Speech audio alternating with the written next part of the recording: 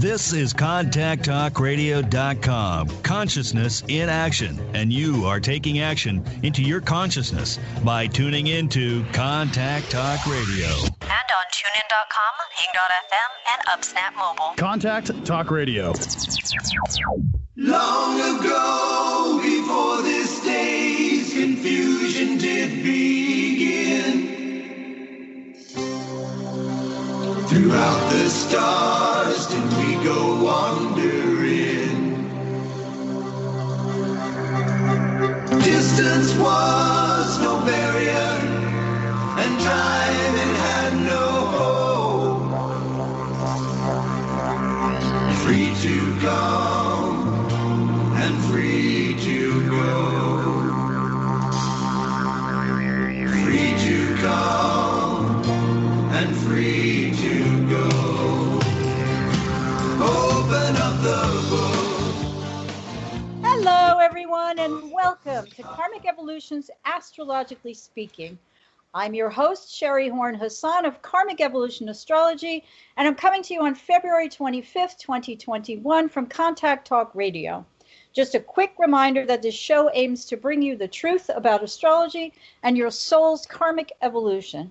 And today, I'm so happy to announce that my guest is professional astrologer who specializes in finance and medical astrology, Mitchell Lewis, who I will, of course, introduce properly in just a few minutes. But first, my usual boring housekeeping stuff, which is to remind you that you can find my posts weekly and the bi-monthly lunations on my Karmic Evolution Facebook page, which there's actually two Karmic Evolutions. One's a musical band, and the other is Karmic Evolution for Your Soul, which is mine. And I post my weekly, or as I said, bi-monthly lunation reports, my Astro news you can use there. And I also send the same information out by email newsletter. So if you'd like to sign up for my newsletter list, either shoot me an email at Sherry, S-H-E-R-I, at karmicevolution.com, or go to my Facebook page, scroll down on the left-hand side until you hit join email list, fill it out, and as my father used to say, it's as simple as that. And if you've missed any shows, you want to re-listen to a particular one, you can go to my website at karmicevolution.com, click on the upper right-hand banner where it says radio show, and scroll down the page and you can find whatever you're looking for. And finally, I'm continuing to offer my discounted 1 hour, $99 Karmic Evolution Natal Insight reading. So if you're looking for greater consciousness about your soul's mission in this lifetime, if you want to move from chaos to clarity by discovering the behavioral patterns into which your soul chose to be born that affect your relationships, your career, your finances, your health, heal old karmic wounds. Yes, we carry them from not only early this lifetime, but for those who believe in reincarnation, from past life karma. And to help co-create your own future happiness and success by recognizing that we may be conditioned to think or react in certain ways, but if we open our perspectives up, this is so potentially true now while Uranus is going through Taurus, to change our values about where we came from or what we think, we can, pretty much, I would say, ensure reaching our true potential and our highest destiny in this lifetime, which I believe includes for everyone personal happiness. So if you're interested in this $99 1 hour discounted reading, just email me again. That's Sherry, S-H-E-R-I, at karmicevolution.com, and we'll get your reading booked at almost half the regular price. Conscious awareness has never been so easy or so affordable. Okay, so let's get into this week quickly. I don't want to take up too much time, but as usual, I love to talk to Mitch. For you guys who have heard him before, we have a nice rapport on the radio, so I want to get to that.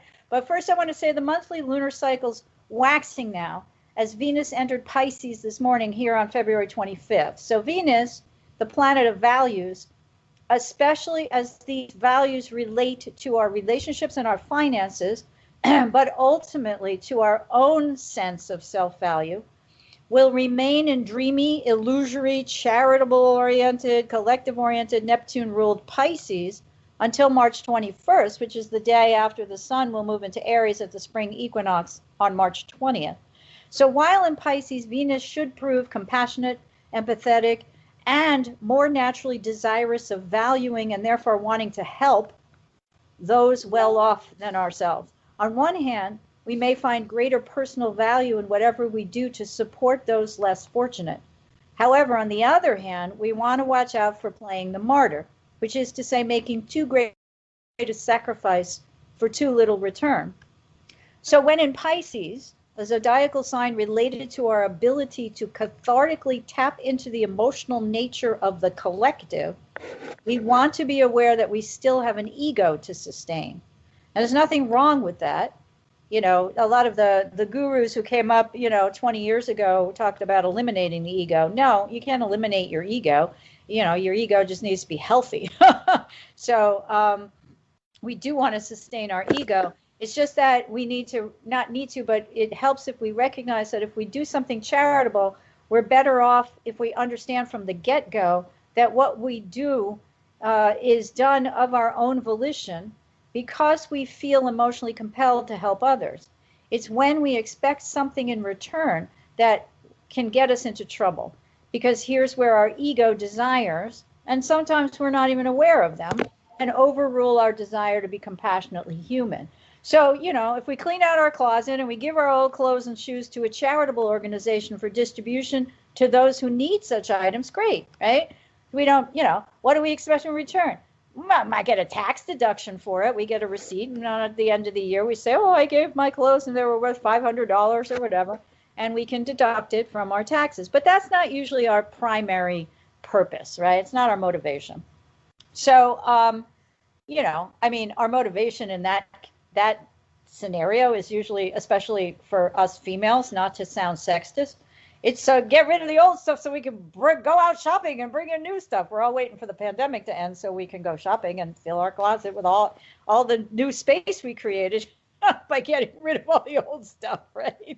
But we still know that in the act of giving these things away, that we're doing something that will benefit those less fortunate. So my point is that that's like on the collective level, and we're more geared towards understanding that we don't really expect anything in return, or certainly not much. However, if we lend our partner or friend or colleague money and expect them to pay it back, it helps, especially during this period, to clearly state the terms of the loan up front. Now, we may be more easily deceived now. Venus in Pisces is a very naive energy. Trust me, I have it natally. Okay. So, in general, it's kind of like, how much did you say the Brooklyn Bridge costs? Only $40? Yeah, sure. Here you go. Where's the deed? And they're down the road running away from you. So we may be more easily deceived now because Venus is floating through dreamy, wishful thinking, longing Pisces. And we can make the mistake that our second grade teacher told us not to do, which is to assume that the money will come back to us if we say theoretically lend it to someone within a certain time frame. For those of you who are my generation, the teacher used to say, if you assume something, it makes an ass out of you and me. All right, maybe it was fifth grade because they couldn't say ass to a second grader, but you guys follow what I'm saying, I'm sure. Now, I don't know the average age of everyone listening right now, but we all know someone who's gotten fleeced this way, right? If it wasn't us ourselves. So when Venus is in Pisces, it's good to be aware that we can all be as charitable as we feel called to be, but we're best served if we do whatever we do on that score to help another with an understanding that we expect nothing in return. This is like a new concept, right? In other words, don't lend, give. All right. Now, I'm not trying to be judgmental or tell anyone what to do, but what I am saying is this is a time period in which we can mull that over, right? Because if we can't give, then we have the opportunity now, while Venus is in Pisces, especially this month, to ask ourselves why. So what happens is we deceive ourselves into thinking we can trust another person to pay us back, regardless of whether the favor is monetary or something else. And then we feel deceived if that doesn't happen. I mean, this is the derivation of the victimhood of Neptune-ruled Pisces. So rather than setting ourselves up for that kind of disappointment, Venus in Pisces is a wonderful time to express ourselves charitably without any, thought of return.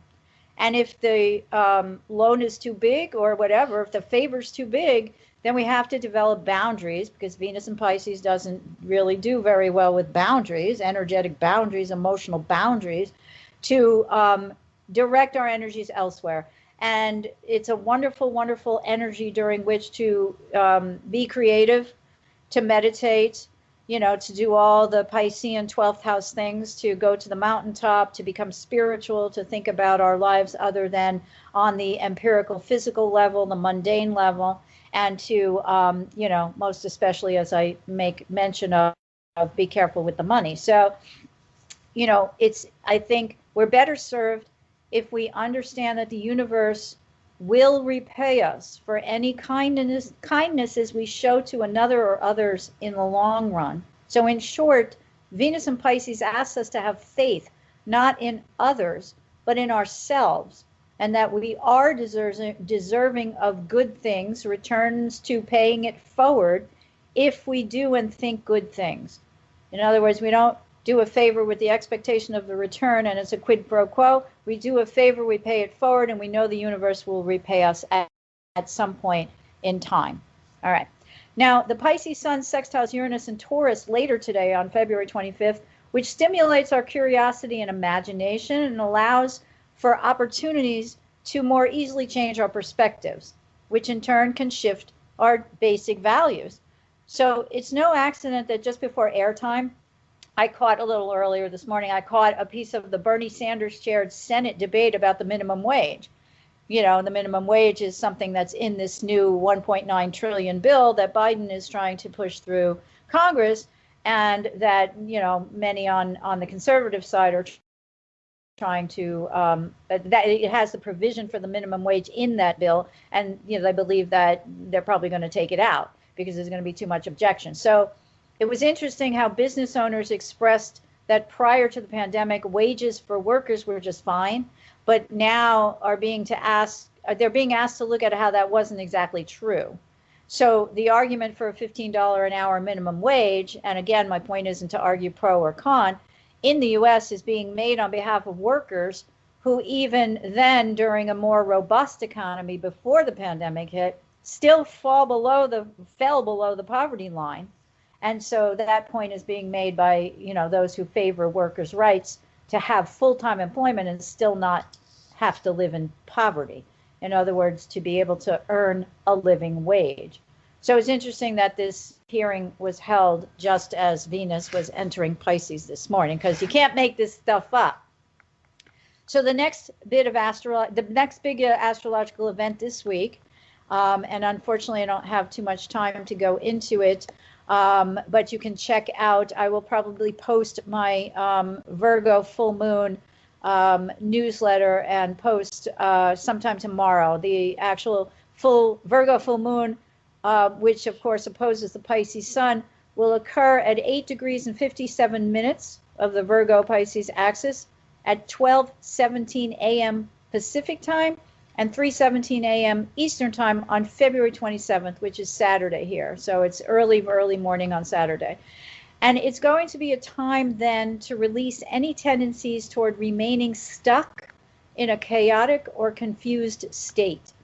Now, Pisces, as I noted, with the Pisces Sun, is dreamy and romantic and illusory. It's the undefined energy of the Neptune-ruled 12th house in our charts, which relates to our subconscious.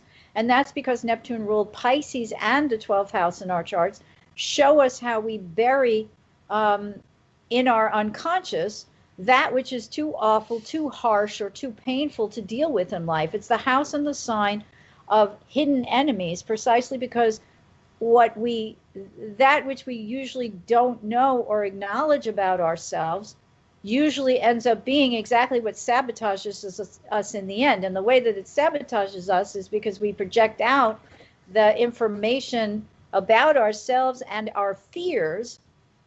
We repress it and project it out, and it comes at us in the form of other people or other circumstances. So, in other words, we are our own best enemies, but we think the enemy is out there merely because we project it out and attract it to us. So let's just take, for example, and I'm not going to belabor this, but take someone, for example, like Donald Trump, right? Because we've all had 4 years of him, and now we don't have to deal with it anymore, so we can look at it a little more objectively instead of subjectively. And everything he accuses others of, he is himself. So he's completely unconscious about his own inherent energies and his own fears and his own prejudices and all these different things. So regardless of what defines, quote unquote, what he is, we all bear a similarity in that we repress what we fear most, because allowing it into consciousness, we believe will hurt us in some way or damage us. So this Virgo full moon reminds us to let go of that fear and to look at the actual facts. Facts don't lie. They don't deceive. They don't shapeshift. They don't say, thanks for lending me that money for which I'll gladly pay you Tuesday, and then skip town for the next 3 years. All right? Given the current state of the collective, especially here within the politics of the U.S., we can see how this is played since the transiting karmic node squared Neptune, transiting Neptune in January, right? For those who, I've spoken about that on the show before, and it just seems that there's just somehow a collective, the conspiracy theories and this whole thing with the election and all that, and that energy was strong as the nodes were waxing towards an exact square to Neptune from between, even before the election up until, recently. And that exact hit was somewhere between January 6th and January 26th, depending on whether you use the mean or the true nodes. So meanwhile, though Venus approaches the Pisces Sun as the moon opposes them both at this lunation on February 27th, it provides us a clear warning not to get too carried away with that martyr tendency thing now. And the opposite is true too, to play the victim, right? So if we face the facts, we stand a much better chance of actualizing any Pisces-inspired dreams down the line. The Virgo moon wants precise, detail-oriented, analytical information. Well, it wants precise, detailed information that it can analyze and come up with a conclusion. It's a discerning. It discerns fact from fiction. So,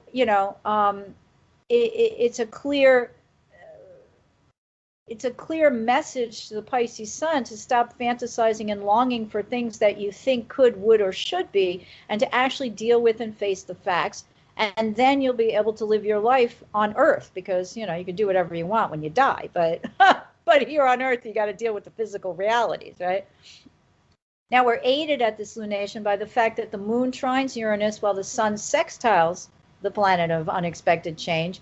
And that provides both opportunities and an easy path to make such realizations now about playing martyrs or victims, and to jettison false narratives about ourselves, about others, or the world in general, and to replace these eventually with what rings closer to the truth. Now, when Venus in Pisces sextiles Uranus and Taurus March 3rd, we have a little bit of a repeat of today's sun sextile to Uranus, with an even greater emphasis placed on providing us the opportunity to change our old value system through gaining new perspectives. Relationships may hold some surprises, but they should also provide opportunities for greater freedom then.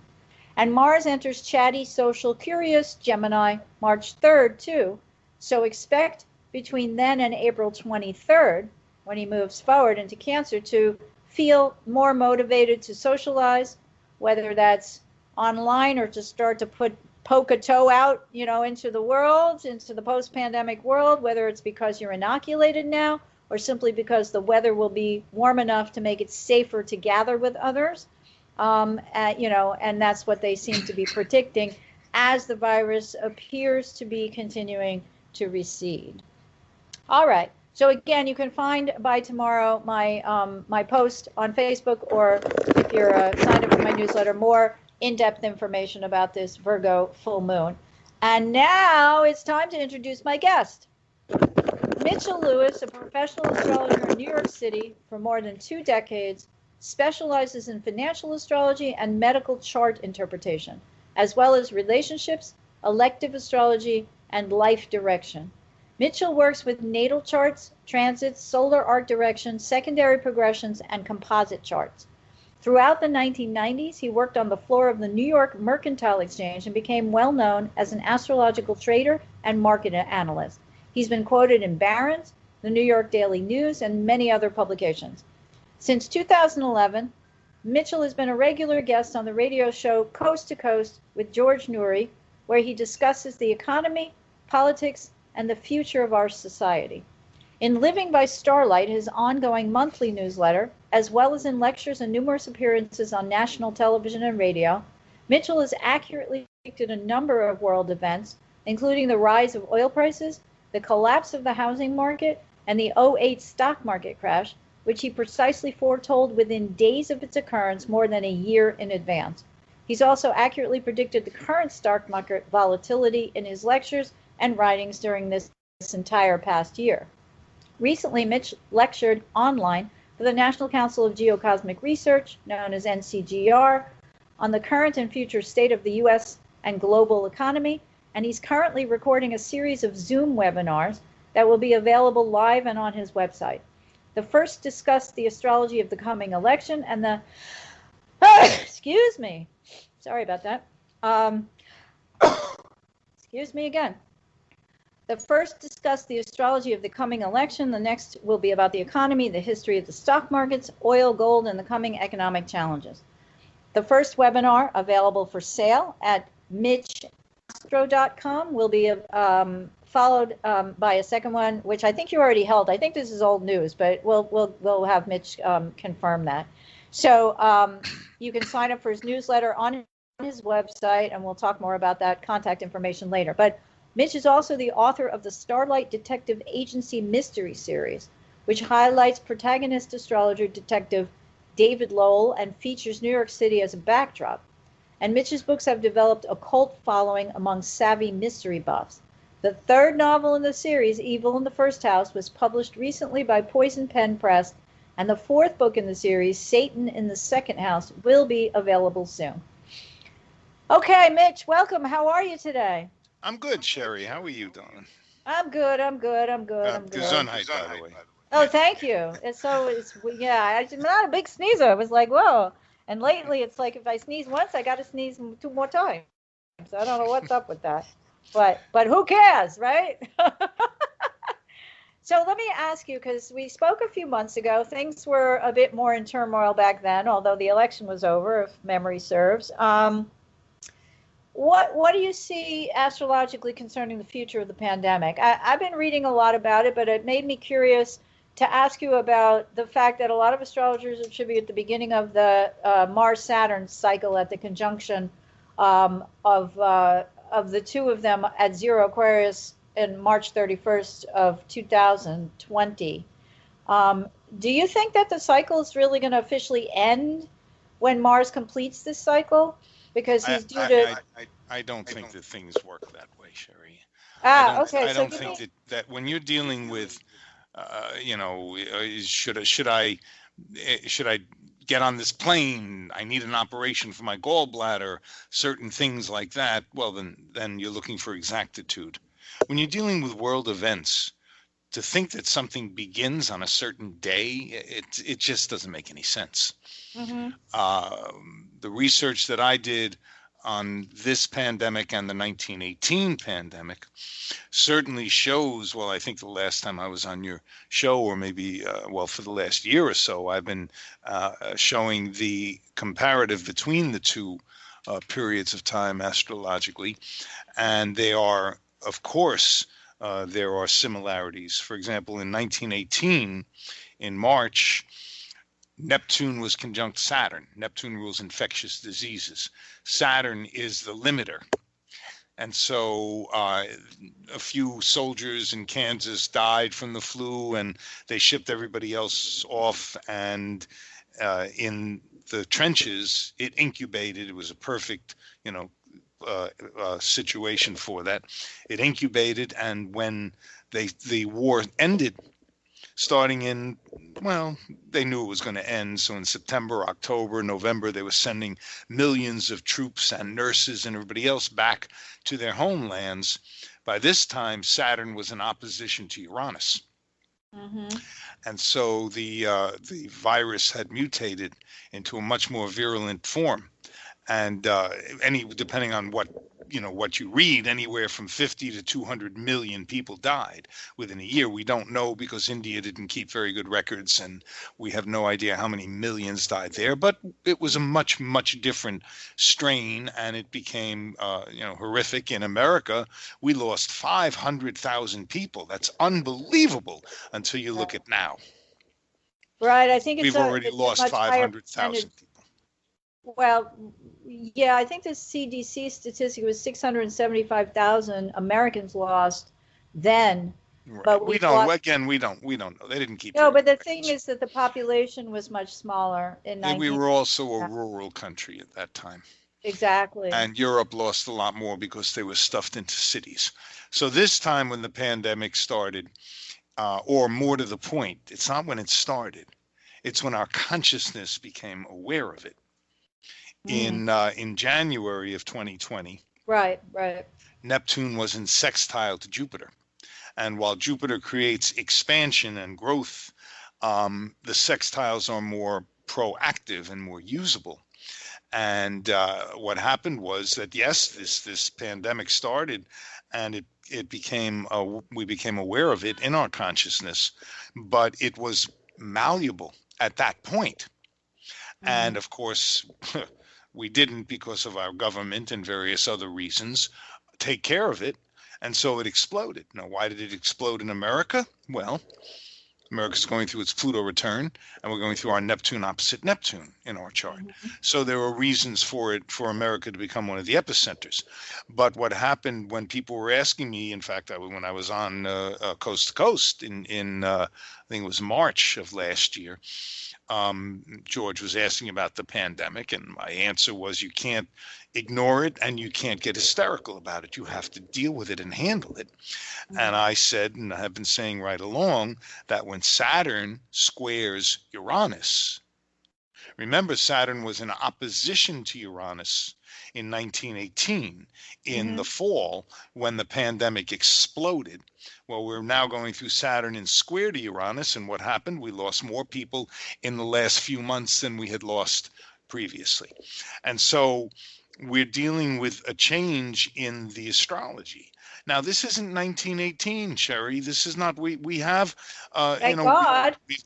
We've developed vaccines, and we understand, well, you know what they told you to do back then in 1918?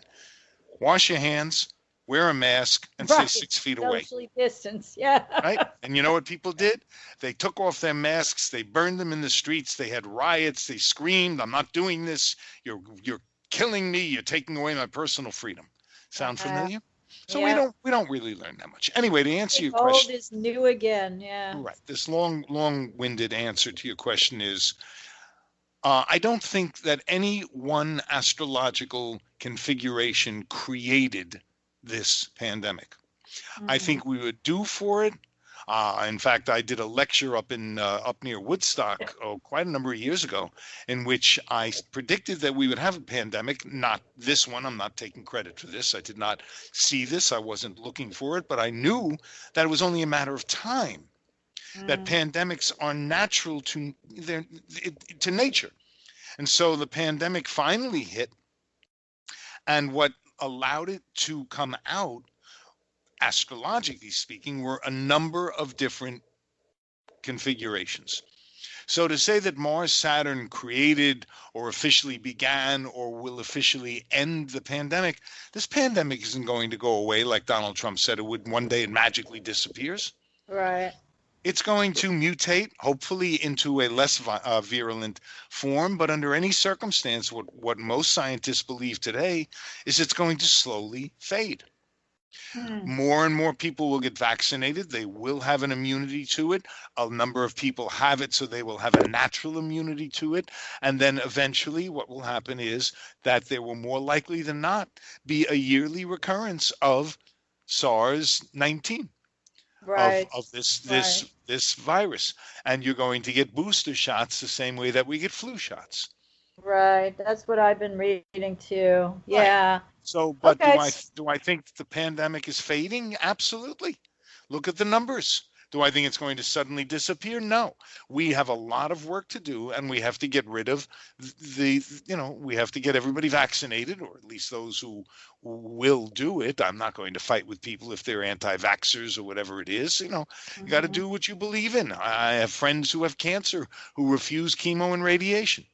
Right. Most of those who tried that have not done particularly well, but Mhm. that's not my decision. It's their Right. body. Right. Right. Right. Okay. So now to bring in the economics of this, Mhm. I did a webinar for the New York City meetup group, Anthony Pico's group, and Mhm. I love lecturing for them. They're wonderful people, and I think it's around. If not, I'll make it available on my website. But everybody wanted to know about the economy, so I told them I was investing in post-pandemic stocks.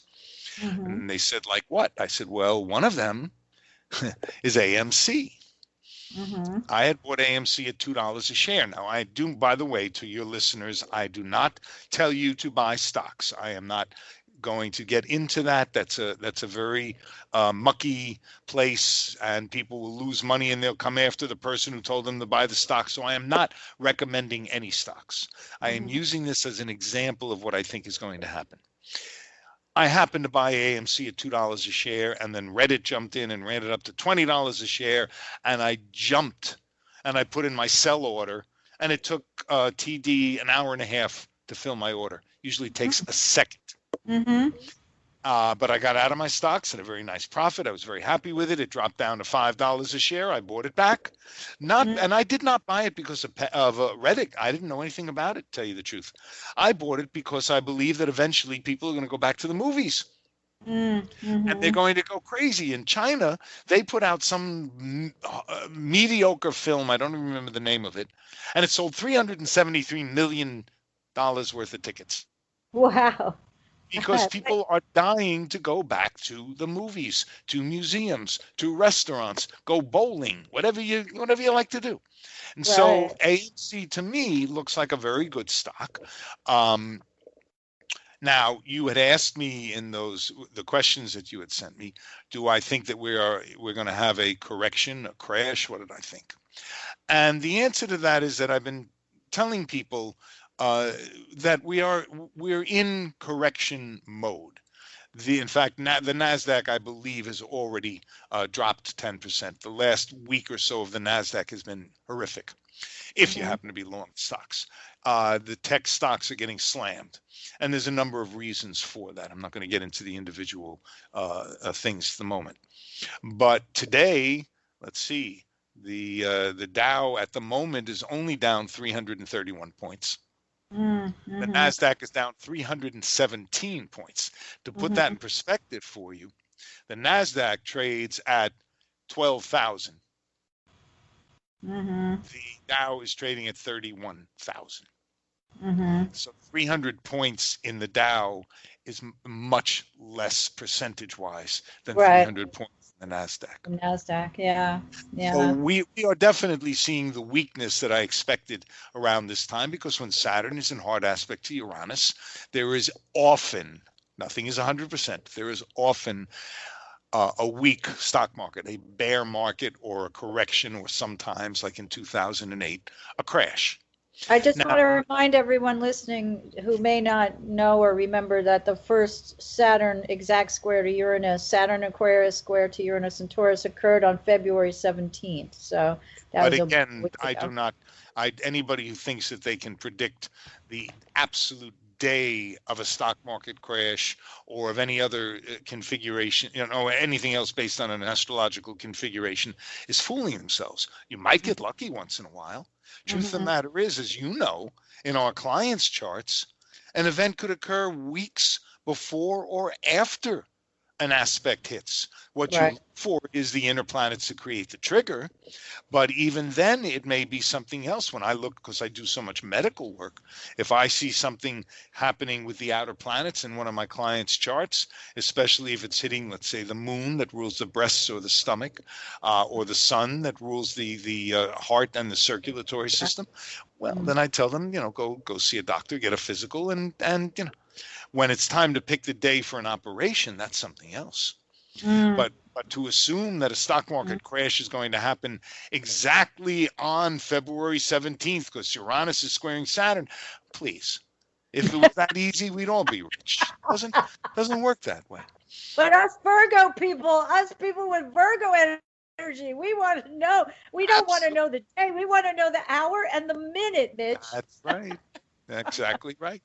Well, there are some events that you can time. Look, the attack on the Capitol happened on the 6th of January. And most of us were looking at Inauguration Day because Mars was Uranus and in square to the Sun and Jupiter and Saturn. Well, guess what? It happened a few days early. Come on. But again, this is astrology. If you want to be a really good astrologer, I don't want to say that you're vague because who the hell needs an astrologer who's going to say, sometime in the summer? That doesn't help. Right. Maybe someday, as they say in Islam, inshallah, God willing, it'll happen. Well, I know an astrologer, and I don't mention names on shows, who kept predicting over and over and over and over and over and over again on his website and all of his lectures, everything else, kaboom, kaboom, the markets are going to crash, kaboom. And he did this for over a year. Wow. Didn't happen. Right. And I said to him, Chicken Little will eventually be right. Eventually, the sky's going to fall, and then it's going to be the end of the world. Right. But it's not going to happen right now, and it's not going to happen immediately, and you're going to see the signs long before it occurs. One of the things that I tell people not to do, and I tell when I teach astrology, don't separate astrology from life. It's a tool. It's part of life. If we are going through America's going through its Pluto return, okay?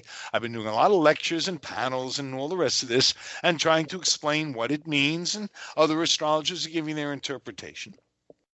One of the things that Pluto rules is anything that is old and worn out. So what is Joe Biden trying to put out there?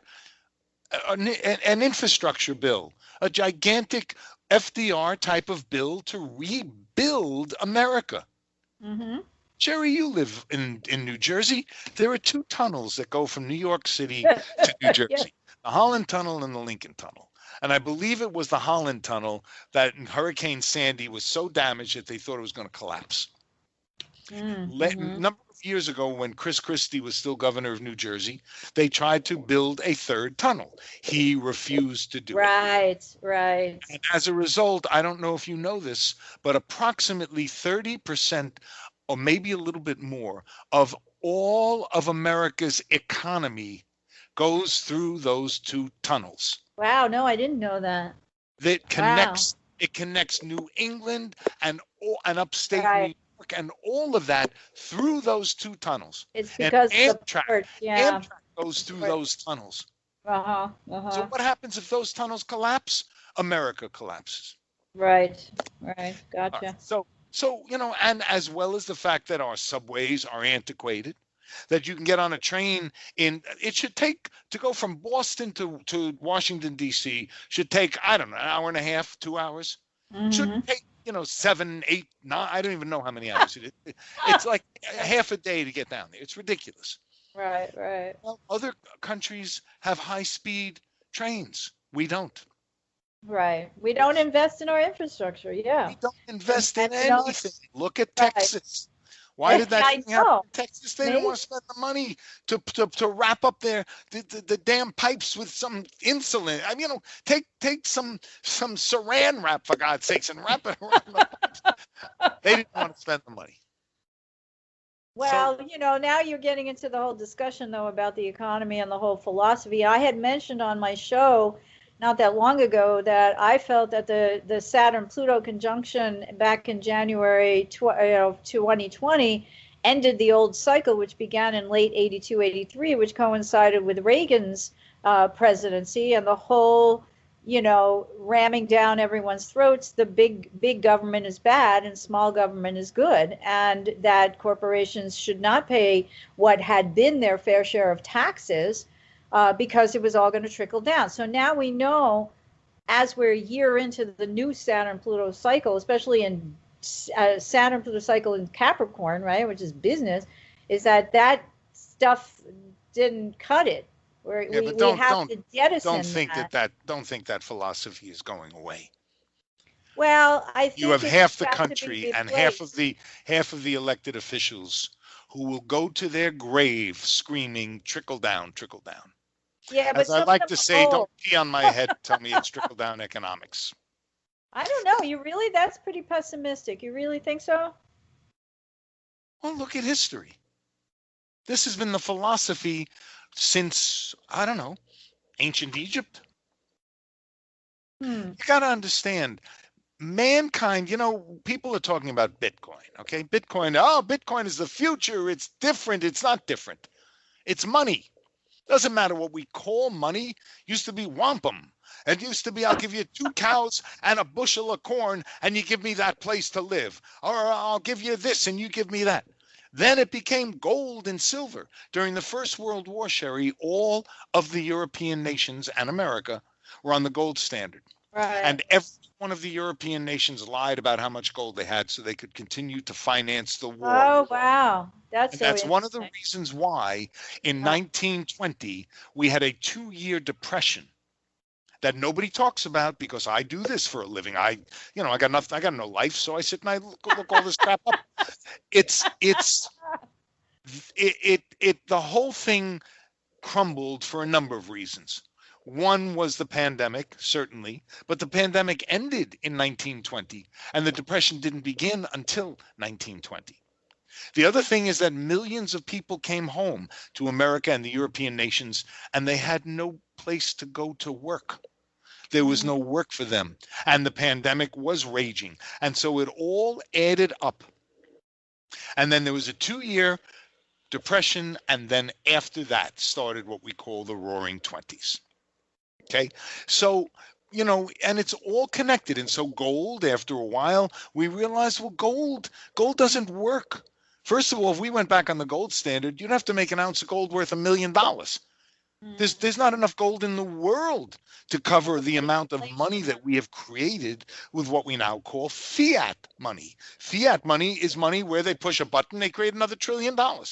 I say to you, Sherry, I want that sofa here. Here's a piece of paper. You go and you should be able to buy shoes with this paper because we agree that it's like playing Monopoly.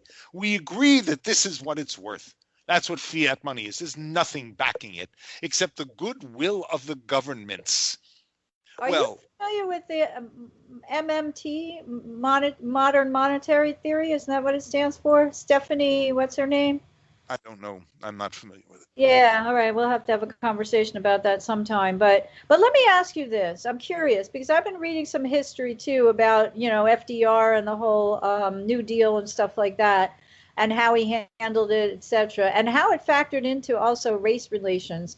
Do you think that we're in a period, and if so, why astrologically, where Biden will accomplish some of the same things, just what you've been talking about, putting money towards infrastructure? I mean, right now we've got the pandemic to worry about, but once that passes, or as a means of alleviating the damage that's been done, do you think we'll see a little bit of a recurrence of that kind of energy? Also, given what you said about these trickle-down people who are going to go to their graves that way. Absolutely. Well, look, a lot is going to depend on the midterm elections coming up. Right. And the problem is that it's going to take Biden 2 years for us to recover from the pandemic, for him to start pushing through certain things. Remember, you can't do everything in a day. You can't. Right. It doesn't matter who you are. And right now, the Democrats have the slimmest of majorities. We're not even sure we have a majority because what's his name Right. from West Virginia, Manchin. Yeah, Manchin, will not vote Joe Manchin. Democrat all the And time. Kristen Sinema, yeah. And now they're kind of hoping that Susan Collins or Lisa Murkowski or whatever. I mean, we're standing right on the edge. The difference is that in 1932, Roosevelt won the election by such a huge majority. He controlled the House, the Senate, the White House by a huge, huge majority. So Okay. there was nothing blocking him from doing what he wanted to do.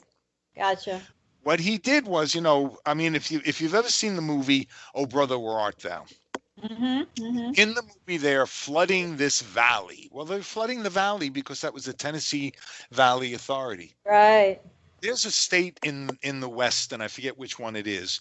On their license plate in the South, it says, you know how we have the Empire State for New York and everybody's got Yep. and New Hampshire, live free or die.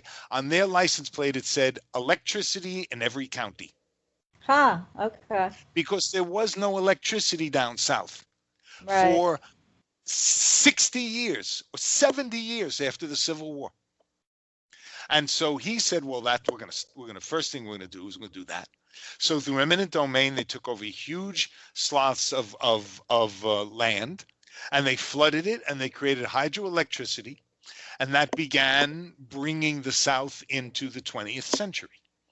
But he did many, many other things and put millions of people back to work.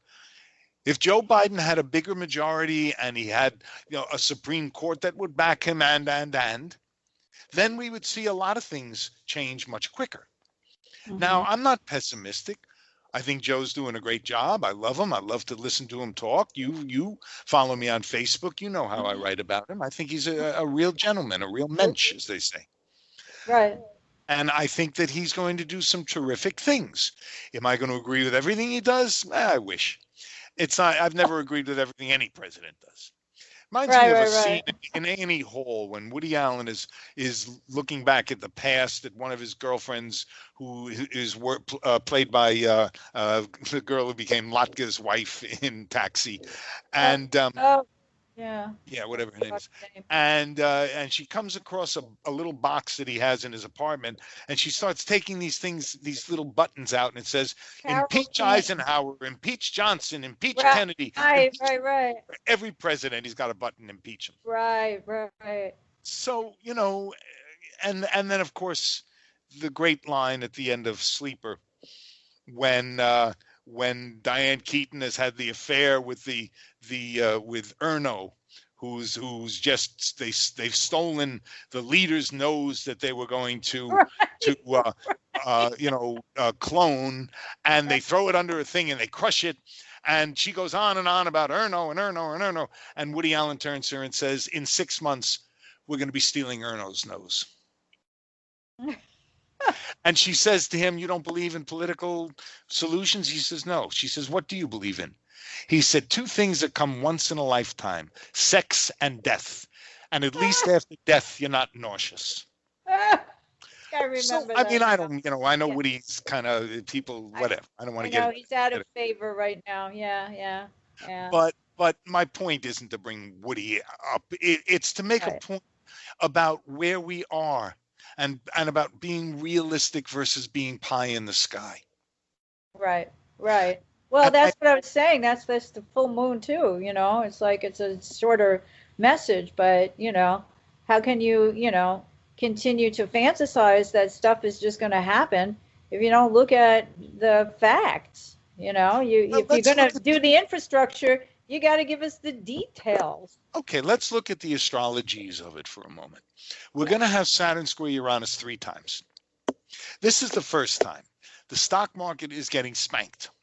The NASDAQ certainly. Right now, the Dow is down 417 points. I have my thing open on my computer. I'm going to say, you're keeping track right now, right? I do, because I have a half dozen stocks that I'm holding. Right. And I'm nauseous at the moment myself, but okay. Now, that doesn't mean a stock market crash, but it does imply, and I've always said that we are going to have a weak market through 2021. Right. And we are going to have to deal with that. Now, remember, Saturn rules housing and it rules structures, all the things that we're talking about. Pluto rules the replacement of anything that is old and worn out. Mm-hmm. The elimination of all waste. America's going through its Pluto return, so one of the ways that's going to manifest is by trying to restructure. But Saturn rules all the things that hold us together. And with it in square to Uranus all year, we're going to see some very bad things happen. Texas was just the first one. Mm-hmm. And that occurred almost exactly on the Saturn-Uranus square. Well, duh.